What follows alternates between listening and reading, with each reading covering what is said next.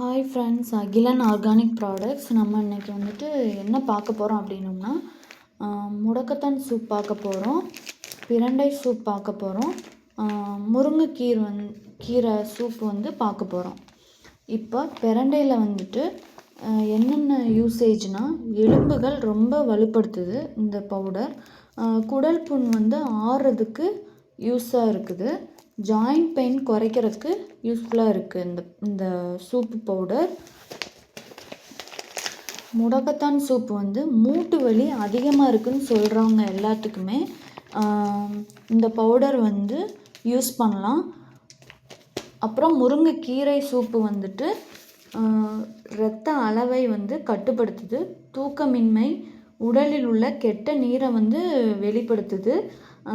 அப்புறம் சளி, செரிமானமின்மை தீர்வாக இருக்குது இந்த முருங்கைக்கீரை சூப்பு வந்துட்டு.